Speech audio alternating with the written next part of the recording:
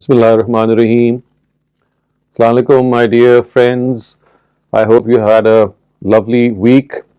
So we are back with you once again. So we did start studying the Quran or some of the information which relates to the introduction of this holy book in our last session, and we introduced you to some of the divine books which preceded the Quran, and also we were able to establish the fact that these divine books do not exist in their original language, although the form in which we have them with us are translations, and in spite of being translations, they carry a good deal of the word of God in translation form, and we can always judge them, these books, when we are able to read them, or when we read them in the light of the Quran. And I had also presented before you some excerpts from the Old and the New Testament, which of course constitute the Bible.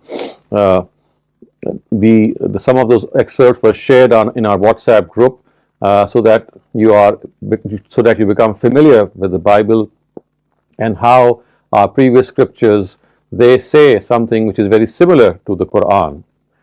We also read about the fact that the Quran itself speaks and tells us that before this revealed guidance was given to us, the Almighty gave us some other, so to speak, talents.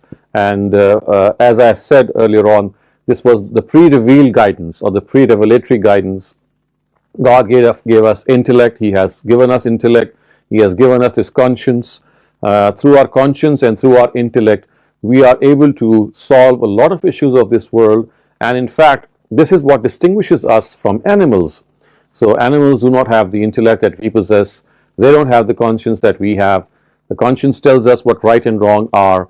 Our intellect is able to process information that we receive from our eyes, and we are able to make out a course in our lives. So today we are going to move forward, and I would like you to read some of the material that I am just going to present before you on the screen. And this material is a further introduction to the Quran. So our sequence of study would be that in our previous session we had talked about the divine scriptures. Before these divine scriptures were revealed, we talked about what guidance we already had with us when we were born, and then we talked about the guidance which the Almighty gave to us in the form of these divine books. And I also explained in the last session that the purpose of these divine books was to complement this guidance that we have. So some of the guidance that we have in the form of our intellect and our conscience is needs to be reminded, and some of it needs to be completed. So divine guidance is like a supplement, is like a complement to the guidance that we already have inside of us. So let me share my screen with you, and we'll start off inshallah with today's topic. Today's topic, basically, as you can see in front of you, it revolves around these 5 small sections. Don't be worried to see the quantity, that there are 5 topics, but these are very 5 short topics, and I would just like to expose them to you, so that as you go along in studying the Quran, and of course we will study some of the other areas of Islam, you are able to have a basic knowledge of what the Quran is and how the Quran speaks of its own self. So a lot of the things that we're going to study today are basically verses from the Quran which tell us what the Quran wants us to know about itself. So let us start off with the very first topic, and this is called the first revelation. So I think you might have studied this, that which was the first revelation, and there are several opinions about it, but the correct one in this regard is the fact that the first revelation, or the first wahi which was given to the Prophet, was actually of Surah Fatiha. So Alhamdulillahi Rabbil Alameen, Ar-Rahman Ar-Rahim, Maliki Yawmiddin, Iyyaka na'budu wa iyyaka nasta'een, Ihdinas Siratal Mustaqim, Siratal Lazina An'amta Alayhim, Ghayril Maghdubi Alayhim Waladdallin. So these are the verses that were revealed in the first installment, in the first go, and this constitutes the first wahi. Let me just read out its translation. It says, in the name of God, the most gracious, the ever merciful. Gratitude is for God only. So generally the word Alhamdulillah is translated as praise be to God, or praise is for God. So actually the context and the way it has been used here demands that the correct meaning of this word be understood, and that is gratitude, not praise, it's gratitude. So we express gratitude to God, the Lord of the universe, the most gracious, the ever merciful, who is the master of the day of judgment. So here you can find the first paragraph ending, and you start off by acknowledging the favors of the Almighty, and you start off by saying, well, God, you have given me so much that I simply cannot gauge and count my own normal body, the people around me, the food, the shelter, the education, and all the elements of nature like wind, the sun, the moon, the stars, everything, they are working for my betterment. So as a result, the first thing that comes to your mind is that all of the things that are around you are basically meant to be in your service. So your instinctive reaction to God is, thank you very much. And this is precisely what Alhamdulillah Rabbil Alameen means, that God, we thank you for all the favors, for all the gifts that you have given us.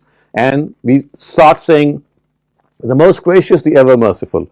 So these are the two attributes of God, Ar-Rahman, Ar-Rahim. One implies a lot of enthusiasm, and the other implies a lot of longevity. The fact that they're going to be, the mercy of God is not something which is just going to evaporate because of the fact it is very, very enthusiastic. No, it's going to last forever. And He is the Lord of the Master of the Day of Judgment. And then it says, Iyyaka na'budu wa iyyaka nasta'een. To we, God, we worship you, and only you do we seek our help from. So guide us on the straight path, and the path of those you have blessed, who have neither earned your wrath nor have gone astray. So these are very simple words. I am sure each one of you know them by heart. You say them in the prayer every day, and they are a supplication, they are a dua, one of the most beautiful duas that can come on our tongues, because this dua is basically to seek guidance, and to seek divine guidance is something which all of us need. So the first thing that you need to note is that as far as the Qur'an is concerned, this was the first revelation which descended on the Prophet Muhammad sallallahu alaihi wasallam, and basically it tells us that the people in the times of the Prophet Muhammad, they were at the crossroads. They were seeking divine guidance. They knew that the previous scriptures were not in their original form. Remember in the last session when we said that none of them are preserved in their original form. So here is the prayer, that God give us a new scripture so that we are able to adhere to it, and we are able to preserve it as well. And therefore, as a result of this dua, of this supplication, we find that the rest of the Quran was revealed in response to this dua. So please do make a note of the fact that the first revelation is Surah Fatiha, which every one of us reads almost every day. Now we go on to the second topic, and this topic basically is again something that most of you would be familiar with. It says, when was the Quran revealed? So obviously all of us who are able to fast every year in the month of Ramadan, we know that it was the month of Ramadan in which the Quran began its revelation. So it's the words of the Quran, and this is Surah Baqarah, verse 185. It says, Shahru Ramadan allazi unzila fihi al-Quran. It was in the month of Ramadan that the Quran was revealed in. And then another information that we get is from Surah Qadr, which says, Inna anzalnahu fi laylatil qadr. Indeed, we sent it down in the night of destiny. So therefore you can make two and two, you can put two and two together to make them four, and you can see that there are two pieces of information that you can gauge. First is the fact that the Quran began its revelation in the month of Ramadan. So it started to be revealed in the month of Ramadan, and then the night in which it started its revelation is also singled out, and it's called Laylatul Qadr. Laylatul Qadr means the night of destiny, in which destiny is decided by the Almighty, the decrees are decided by the Almighty, they are given to the angels for implementation, and the Quran's revelation began in one of these nights, the Laylatul Qadr, and it was the month of Ramadan, And by the way, the reason that we fast in the month of Ramadan is because we were blessed with this gift of Ramadan, of the Quran. So if someone asks you, why do Muslims fast in the month of Ramadan? The answer is in order to thank God for this divine gift of Quranic revelation. So remember, we just said Alhamdulillah Rabbil Alameen, which means we thank God for all His favors. So this is one of His favors. This is one of His gifts that He gave us in the month of Ramadan. And to acknowledge this gift, we fast, and that is actually our token of thanks and gratitude towards the Almighty. So this is something that has to be understood.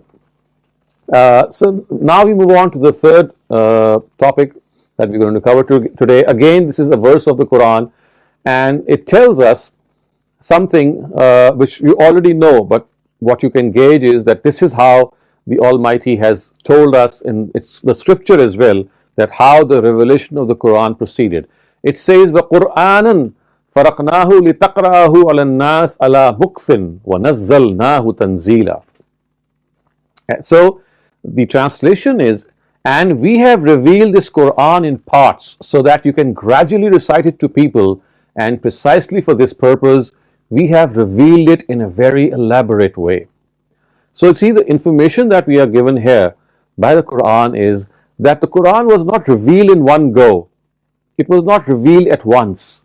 It was revealed in parts. It was revealed in sections, in installments. And the installment would be decided according to the situation which the Prophet and his companions would be in, and whenever they would be needing guidance. So we find Surah Fatiha, for example, was the first surah that was sent down on the Prophet, and then subsequently other surahs began to be revealed to him. But with the point that is being made here is that it is not that all of the Quran was sent down in one go. No, it was sent down in parts, so that people could actually read it in parts. It would have become very difficult for people to be engaged with the Quran had the Quran been revealed all at once. One, because of course this would have been extremely difficult to digest in one go, and two, because the Quran is actually related to the events which occurred in the life of the Prophet. And because of the fact that these events had to happen in future, and all these events would actually require divine guidance, so the divine guidance was linked to each event that happened. For example, when there was when in the Meccan period, when the Prophet was in Mecca, there was things happening there. The Quraysh were persecuting Muslims. They were putting them to test. They were putting them to a lot of problems and trials, and the Almighty then revealed some of His directives regarding how people should cope with this situation. Then the migration took place, and the Quran, the part of the Quran that was sent down before or during or just after migration dealt with this migration.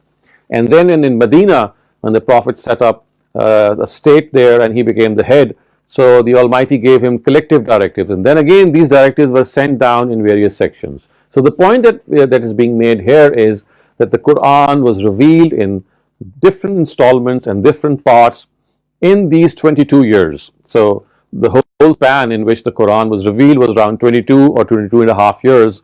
And according to this whole picture that you get, you can see revelation being descending on the Prophet, and the Prophet memorizing that revelation and passing it on to his followers, and they in turn memorizing it and of course writing it down as well. So this is something of a background to something that we will now study. So remember, the Quran started to be revealed in the month of Ramadan. Remember, as we can see, that the first revelation that was sent down was Surah Fatiha, and then we know that the Quran subsequently was sent down in various parts. So if you have this information tagged in your mind, now the question arises that if this revelation was sent down in various parts, so were these parts brought together?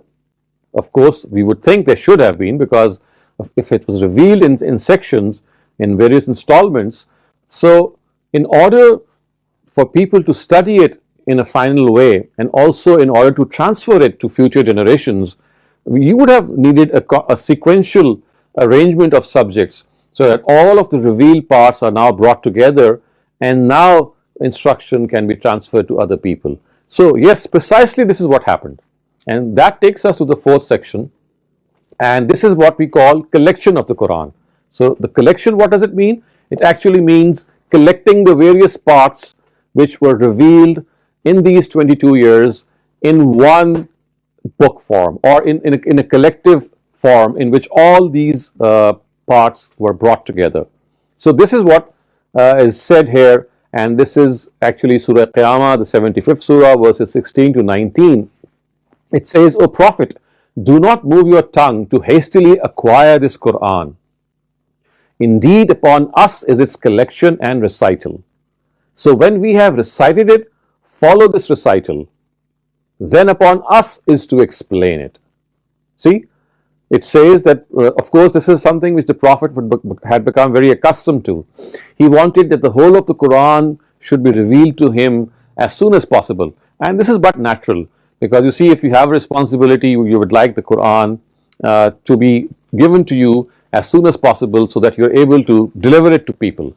But look what the Almighty is telling him. He's saying, don't be in a haste, because this is now what the procedure of the revelation of the Quran is. It's not going to be revealed in a very fast way. It's going to be revealed in a gradual way. So be patient, O Prophet. And then what the Quran says is, actually it is the Almighty saying these words in the Quran, Inna alayna jam'ahu wa Qur'ana. These various parts which were revealed in different periods of time, they will be brought together by us. The Almighty is saying, by Him. And of course this happened through Angel Gabriel. It has been told to us that each year there would be a revision of revelations that were brought in that year, and then they would be arranged in a particular manner. And of course in the last year, all of the Quran which had been revealed in various parts was brought together in a different sequence, not the same sequence as it was revealed. So this is a very important point, dear friends, that you need to know. The Quran was revealed in a certain sequence which was in accordance with the events which happened in the time of the Prophet. But once the whole of the Quran was completed, see, what happened was it was brought together, but not in the same sequence as it was revealed, in a new sequence. It was given a new sequence, and the Almighty is telling us here that He will recite that new sequence to him. Of course, meaning the fact that Gabriel will recite that sequence, that new sequence, to the Prophet, and the Prophet would then require to follow that new sequence, and he had to abandon the previous sequence. The sequence only means the progression of topics, the way they were revealed in when the Quran was being sent down. But once it had been completed, it was given a new sequence, and that new sequence, dear friends, was now transferred to the rest of the Muslim Ummah. And it is this new sequence which is with us today whenever we pick up the Quran. But let me also give you some more details. So the first detail that I'm going to tell you here is that in the final year of the Prophet's revelation, I can say, or the final Ramadan in which the Prophet lived, he actually sat down in i'tiqaf for 20 days in the mosque. And in these 20 days, the Quran had finished its revelation before these 20 days, and what happened was that Gabriel, the archangel, and the Prophet himself, they read out the Quran to each other in that final form. And this particular final form is called the Al-Arda Al-Akhira. Al-Arda Al-Akhira means the final presentation or the final format. So the format or the final arrangement or presentation in which the Quran had been arranged by Gabriel for the Prophet to recite is called Al-Arda Al-Akhira. And we have a tradition or a hadith from Imam Bukhari which exactly tells us this, that this is also what happened, as the Quran says, in the times of the Prophet. So the words are, كان يعرض على النبي صلى الله عليه وسلم القرآن كل عام مرة فعرض عليه مرتين في العام الذي قبض فيه, which means each year the Quran would be recited out to the Prophet once. So in each Ramadan there was this revision of the Quran that was revealed up to that time. So for example, if it was the third year of Hijrah, what would happen was that in the third year of Hijrah, the Quran that had been revealed until then would be revised. And when we came the next year, which was the 4th of Hijrah, or the 4th year in Medina, so the Quran that had been revealed up till that time would be revised and compiled till the last Ramadan of the Prophet's life came. So in that, the whole of the Quran was actually compiled in its final form, and it was twice revised between Gabriel and the Prophet. So once it is said that the Prophet read out the Quran to Gabriel, the whole of the Quran, and then in the next, Gabriel read out the Quran to the Prophet, so that everything could be in its place and nothing could be forgotten. So these are some of the details of the collection of the Quran, which should actually tell you the fact that as far as this Quran is concerned, it was not just memorized.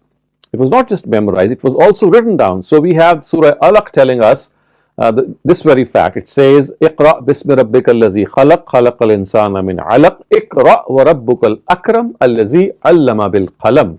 Which means, read out in the name of your Lord who created man from a clot of congealed blood.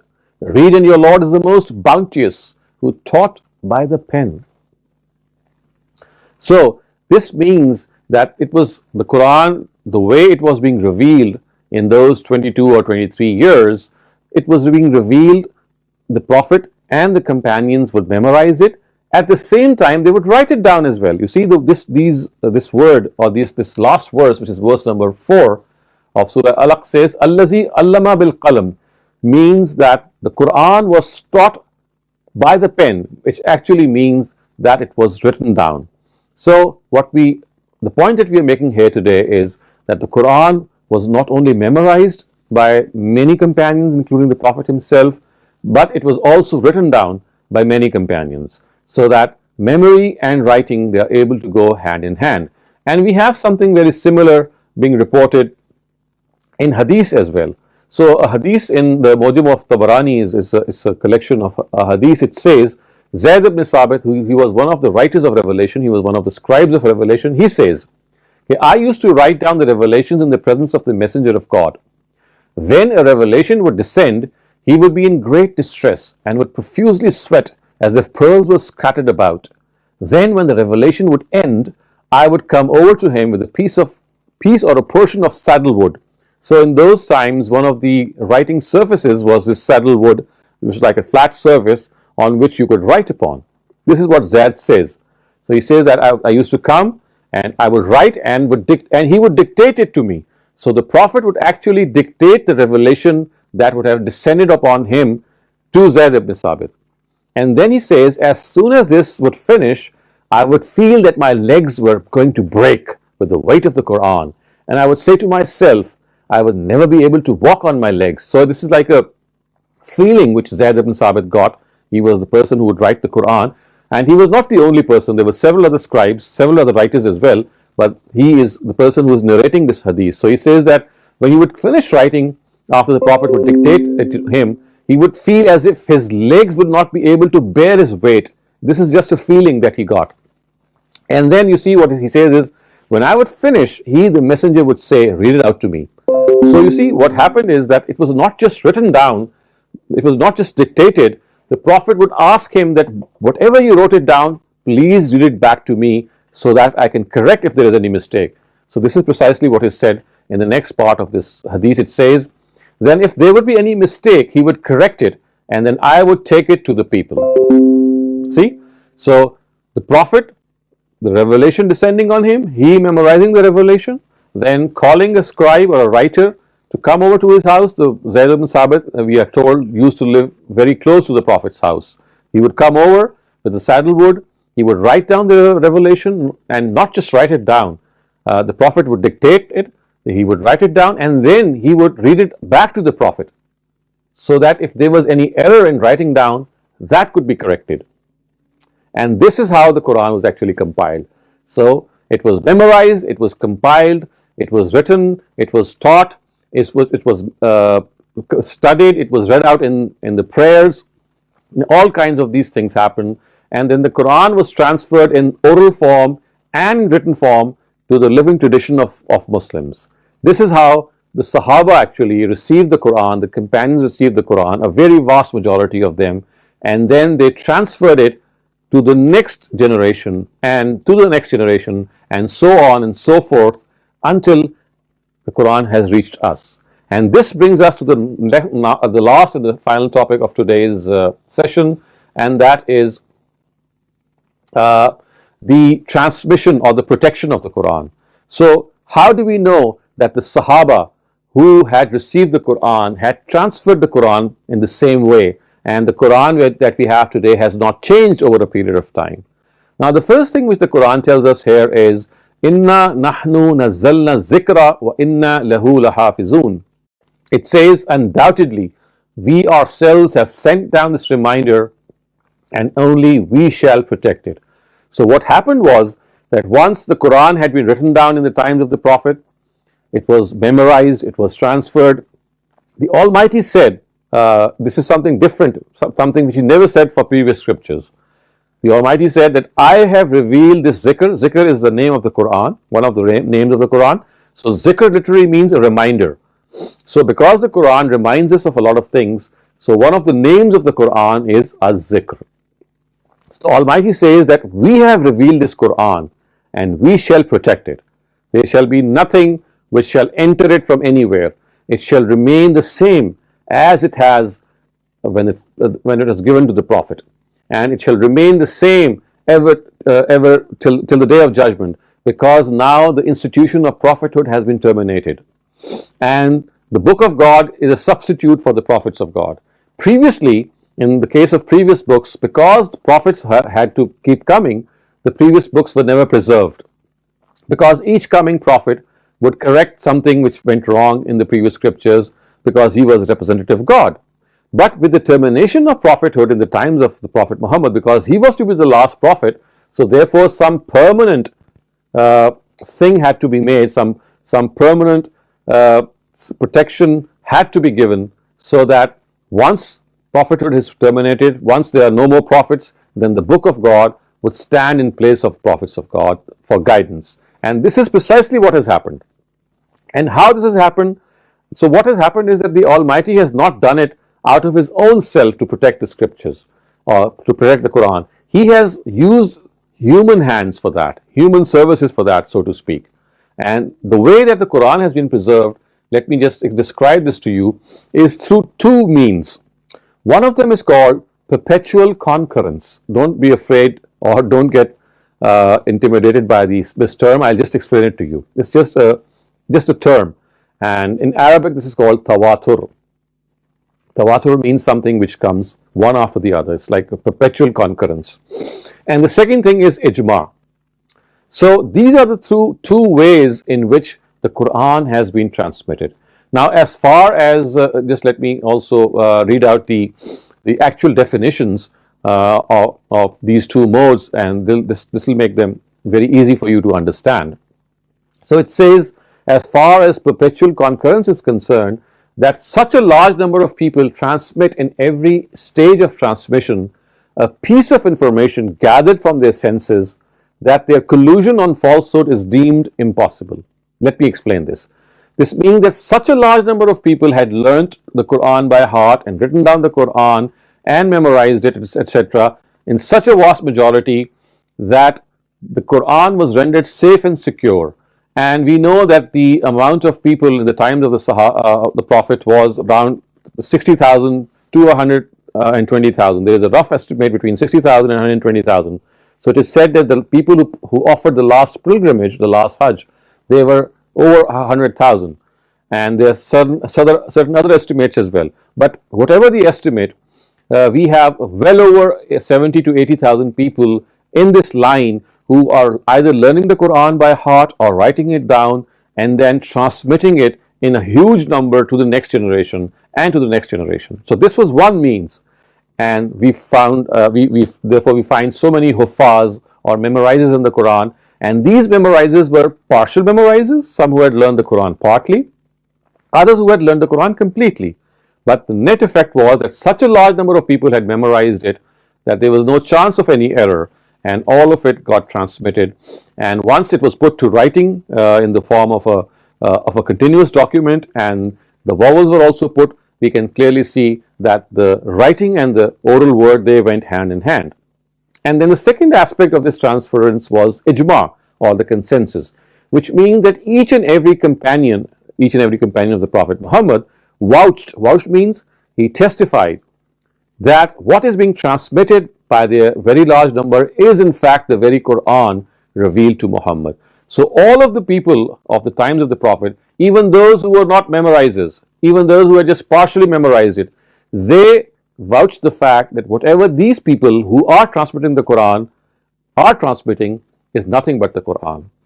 So these are the two ways in which the Qur'an was transmitted, and if I just represented this in the form of this wire, or this, I would say, a continuous stream of particles which is just running down, you can just imagine this is how the Qur'an was transferred from one generation to another generation, and they were so closely linked to one another that there was absolutely no chance of any error. So the way it was received, if you can see right at the top, that was the generation of the Sahaba, and then the next generation, and we are standing at the bottom of this generation. So this is like a perpetual tawatur or perpetual concurrence being, just imagine raindrops falling on your head from the sky, and each drop is so close to one another that it's virtually touching the other one. So in a very similar way, the Qur'an was transmitted one after the other generation, and such was the proximity of each generation, they were virtually touching each other. It was as if I was giving it to my son and to all his contemporaries, and each person to his son and to all his contemporaries and his friends. And then this happened in the next generation, and in the next, and in the next, and this went on and on. So such a large number of people were responsible of conveying this Qur'an in a way that any error was rendered impossible. So this is how we know today that the Qur'an that we have is exactly the same as the one it was revealed in the times of the Prophet Muhammad. So this brings me to the end of this session, and of course we'll have some discussion as well, but just to recap, the things that we have studied today are 5. We have studied the fact that we had the first revelation of the Qur'an is Surah Fatiha. We studied the fact that the month in which the Qur'an was revealed was the month of Ramadan, and precisely for this reason we fast in the month of Ramadan, and the night in which the Qur'an was revealed is called the Laylatul Qadr. And then the third thing that we understood from our lesson is that this Qur'an was not revealed in one go, in one installment. It was revealed in one part, sequentially, and in accordance with the need of the time, the need of the events that occurred in the times of the Prophet. And then in the fourth part, we learned the fact that when the Qur'an had been revealed in various parts, it was brought together in a different sequence, and that different sequence was done between the Prophet and Gabriel, Archangel Gabriel, in the last year of the Prophet's death, which was of course the year before that was the Ramadan, in which he actually had it revised twice, and then that Qur'an, which was in a different sequence, was now transmitted through the Sahaba to us in the form of perpetual concurrence and ijma, which means that such a large number of people, such a large number of Sahaba memorized the Qur'an, wrote down the Qur'an, that there was no possibility of any error. And not only this, another thing that happened was that immediately after the Prophet passed away, we find the caliphate being established, and right up till 1924, when the Ottoman Empire was actually terminated, we have a whole sequence of the Islamic polity being at the back of this transmission, so that a whole state is there, and the Prophet was left with successors who were ruling a state, and the next rulers came, and the next rulers came, and each of them in their own times, they arranged for the Qur'an to be copied to various parts of the world wherever Muslims were spreading, so that the Qur'an is spread far and wide. And finally, my dear friends, do remember the fact that as far as this revelation of the Qur'an is concerned, it's not just confined to Muslims. So the Qur'an is not just for Muslims, the Qur'an is for everyone.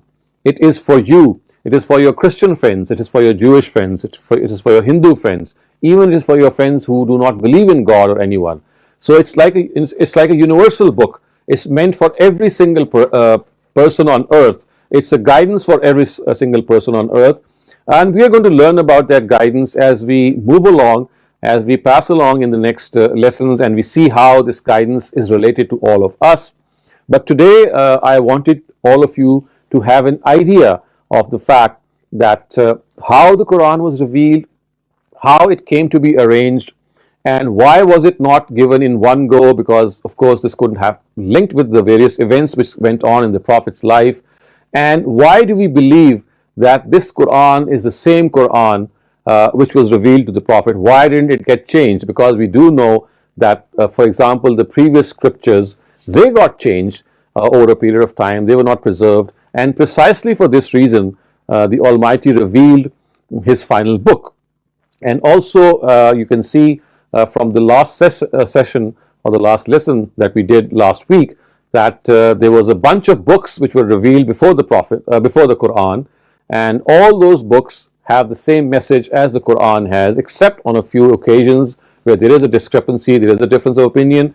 But that doesn't mean that we should not read those books or we should abandon those books. No, just as we are fond of reading the Quran, or just as maybe your parents would like you to read the Quran, do take out some time to read through some of the previous scriptures. You can just open them. I did tell you that there is this very good website called BibleGateway.com, which has the Old and the New Testament and the Psalms in various languages as well as in various translations. So thank you very much for being with me today, and I would now like you to open your mics, and if you have any questions, please let me know. Thank you very much, Dr. Saleem. We have a raised hand. Qudratullah for us. So my question is that I found some certain portions in the Quran in which the numbering of the verses are different. Right. Like for example, I was referring to Sir Sayyid's tafsir on Surah Nisa verse number 34.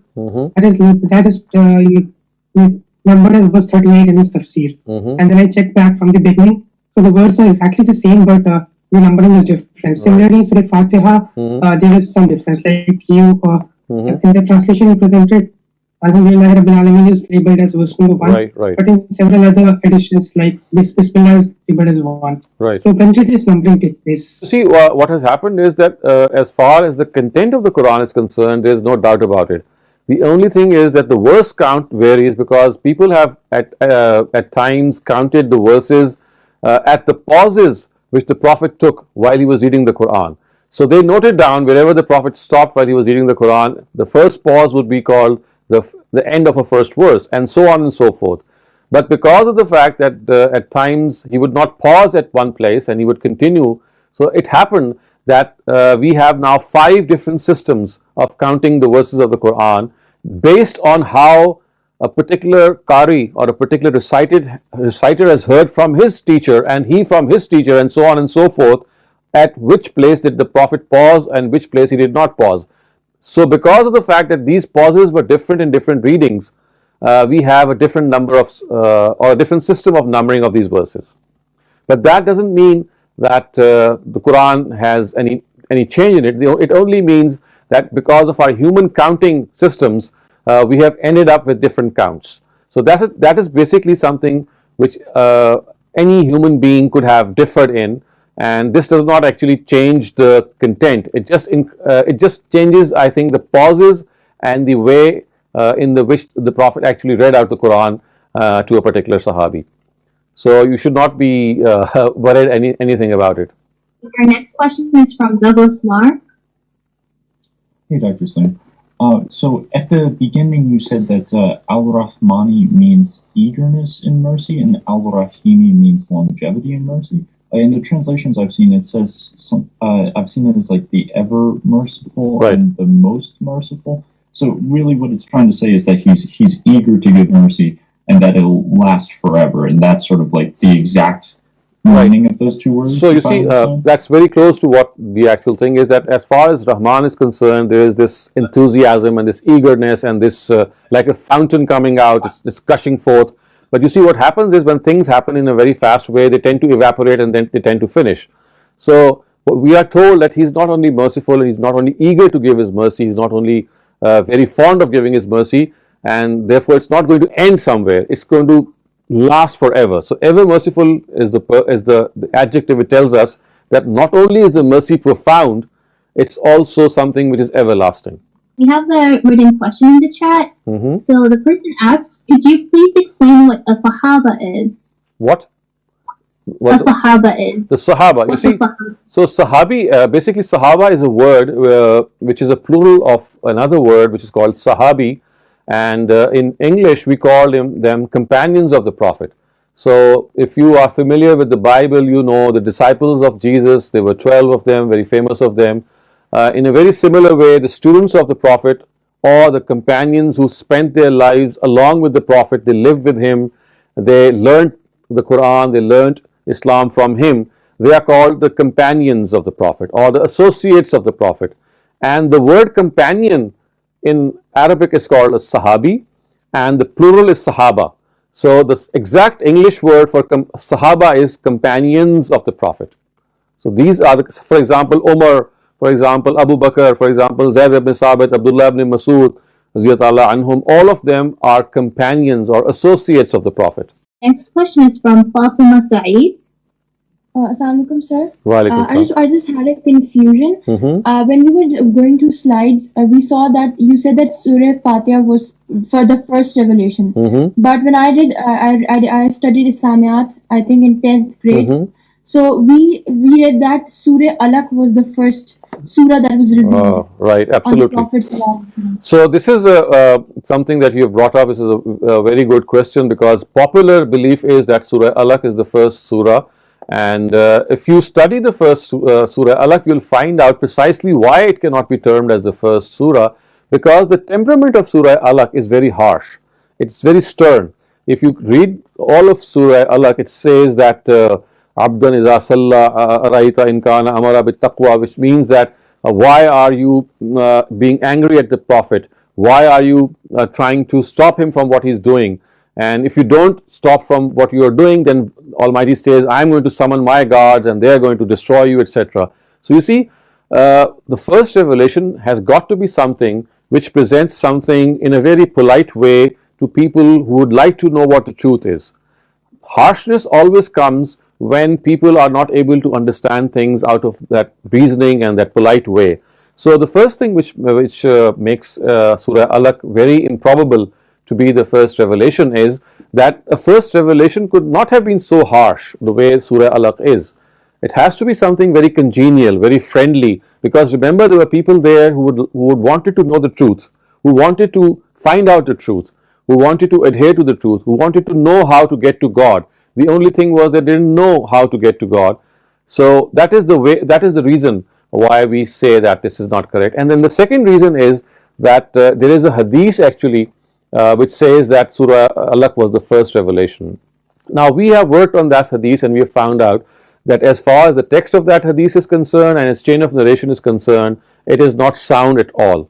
So if we rule out that fact that the first revelation as far as Surah Alaq is concerned is something which is mentioned in a hadith which itself is dubious, which itself is not I would say soundly grounded, so we can easily conclude the fact that it cannot be the first revelation.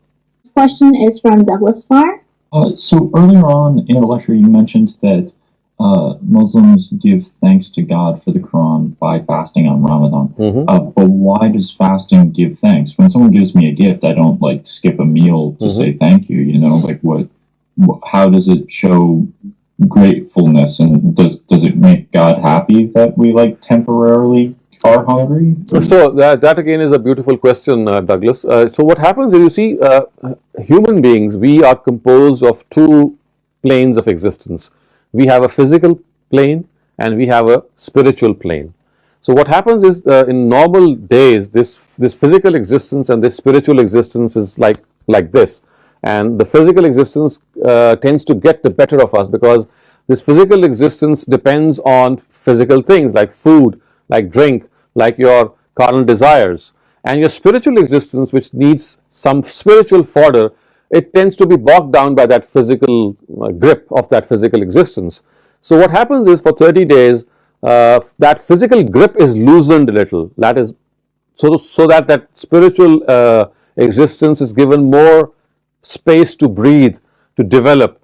So basically the reason for fasting is to make your spiritual being grow and make you a person who has a strong value, a strong inclination to what right is, and give up wrong, you have a strong inclination to behave in a nice way to his fellow human beings, to be a person who's kind, to be a person who's compassionate. So you see all those values which stem from your soul, which stem from your inner person, which I can call the spiritual self. They are given this 1 month of development in a far easier way than in the rest of those 11 months. We don't have any more questions. Okay, so I'd like to ask some questions. Marine Asad, can I ask you something? So today we studied those 5 sections. So which one did you find that you didn't know of before and it added to your knowledge base? Which of these 5? I think probably the one where you talked about like why we fast, because I don't know, it was like for like to thank Allah. I thought it was just more about teaching us a lesson about like patience and to know how people who are like less fortunate feel. Right. But, yeah. So that was more of a topic that emerged from a question. So I was particularly referring to the 5 topics that we discussed today, like for example the fact that the first revelation was Surah Fatiha, the month in which the Qur'an was revealed was Ramadan, it was revealed in parts, those parts were brought together in a new sequence, and then that sequence was transmitted to us through a large number of people memorizing the Qur'an, writing it down until right up to our own era. So we have these 5 stages, I would say, or 5 things that you covered today. Anything that intrigued you or anything that you found useful for your knowledge in these 5 topics? I don't know, I'm not really sure. Okay, it's fine. My mom tells us about this stuff too, so I like know some of it. Okay, that is fine. So you see, the important thing that you need to realize is that there was a sequence of the Quran which is called the revelatory sequence, in which it was revealed in parts according to the events which happened. But the new sequence that we have is not the same sequence in which it was revealed. This is a new sequence, and this new sequence was given so that when the Quran was to be transferred to the future generations, they would be able to gain guidance for their own needs, because those needs would not be linked to those events directly. For example, the Battle of Badr or the Truce of Hudaybiyah or the migration, they were events which happened in the Prophet's times, and therefore in his times it was essential to have that idea of the revelation and the exact way how each event was linked to a particular revelation. But once that happened and it got finished, now it is not going to be any more Jang-e-Badr, or the Battle of Badr is not going to occur again, or for example the migration is not going to come again. So that was an event of the past. So in order to cover that, the fact that now a whole new Muslim Ummah, or the whole new Muslim Ummah was there to receive new guidance, a new arrangement was given, and that particular arrangement was more beneficial in its new way to the rest of the people. So that is why that new arrangement was given. So that is something that you perhaps would need to know more. And another thing that you might realize is that as far as the Quran is concerned, the guidance which the Quran gives, of course, is something, as we discussed in our last lesson, is going to complement the guidance that we already have in the form of our intellect, in the form of our conscience. So one of the reasons for the Quran's revelation, as we discussed in our last lesson, was to remind ourselves of a lot of things that we have ingrained in ourselves, to make us realize that it's not always the things that you know that are sufficient, but you need to keep reminded of those things so that they can remain in your mind and so that you can benefit from them. So today's lesson was more geared towards the introduction to how we got the Quran and how we can clearly know that the Quran is the same. Okay, now let me ask another question, and any one of you can volunteer, and if there's no one, then I'll ask someone. I'll just pick up someone just from anywhere, and that is that how do we know that the Quran that we have today is the same Quran as it was revealed to Prophet Muhammad 14 centuries ago? I mean, if someone comes up and says, well, this Quran has been changed, or this Quran does not exist in the same form, how would you answer that person? Anyone? So Minahil, what do you say? Isn't it because it can't be tampered? Because once it was like brought down, then Allah said that it couldn't be anymore. So Like this was the final. That's what God said, that He would protect it. But I just explained a while ago that how that protection was brought about in the human sphere. So the Almighty said that I'll be the one responsible, but it was not that He actually came down on earth and He had protected the Quran. He used some of us to have the Quran protected, and I just explained that mechanism. So how do you understand that mechanism? That like the Prophet would be, and like making sure that like it was in the right spot and nothing was being tampered with. You see, you have to understand that we had almost 100,000 companions of the Prophet who actually received the Quran from him, and then the Quran was transferred to the next generation and to the next generation. So when things start being transmitted in this way, that thousands of people learn it and then transfer it to the next generation, and they even write it down. They have all kinds of discussions on them. It's like being transferred to the living tradition of the Muslims. So thousands and thousands of people in the times of the Prophet memorized it, they wrote it down, and the same thing happened when they transferred it to the next generation and to the next generation. So all the way from the Prophet to our own generation, we have a whole bunch of people receiving the Quran and then transmitting it. So, and I just call that to be perpetual concurrence and consensus. These are two technical terms. You can go over them once you have the material with you. But in plain simple terms, this like huge number of people transmitting the thing, and then you being the recipient of that. So, I have a question. Yeah, please go on. When you were talking about the, which was like after, like before it came in like revelatory sequence, right? So like it came by with the sequence of that time. So how is it like broken down into like the final presentation? Like was it like how was that broken down? Like what was the You see, what happened was that there was a sequence in which a surah would be revealed first, and then the next surah, and then the next surah in the historical order. But when it was brought together, that historical order was not followed, and a new order was given. Just to give you an example, for example, if Surah A was the first revelation, and Surah B was the next, and then Surah C was the third revelation, it was not arranged with A, B, C, or the same sequence in which they were revealed. It could have been that Surah C became the first revelation, and then Surah B, and then Surah Z, and then Surah N. But that was in accordance with the need of the time or the need of the next generation, as you can say.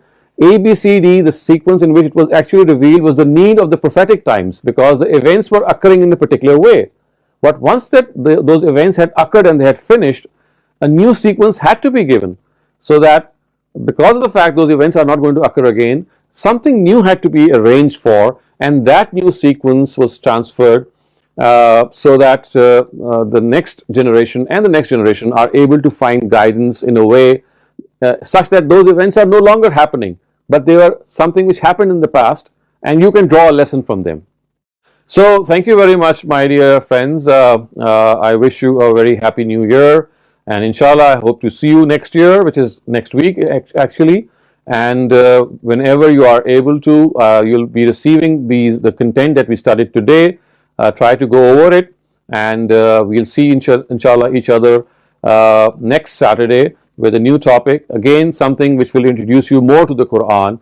And if you have any questions regarding today's topic, once you go through the material that you are going to be emailed, don't hesitate to ask them on our WhatsApp group. You can, all of you, I would encourage all of you to join our WhatsApp group, because that is a means of discussion. Even when we are not in class, whatever comes to your mind, you can just share there, and during the week we keep on having those discussions. So anything that comes to your mind, you're most welcome to post it there, and we'll be answering that.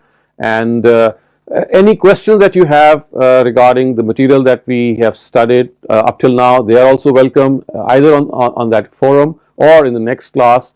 And remember, the purpose of our study is to understand as much as we can in depth the message of God, And that message of God, as we have been saying all along, has been the same for all the prophets of God. The only thing is that in the form of the Qur'an, we are certain of the fact that this is something which has not been tampered with, it has not been changed, and we can easily rely on the fact that whatever we are studying is in fact something which is the word of God. So thank you very much. Inshallah, see you next week, and it's Khuda Hafiz from your teacher. Goodbye.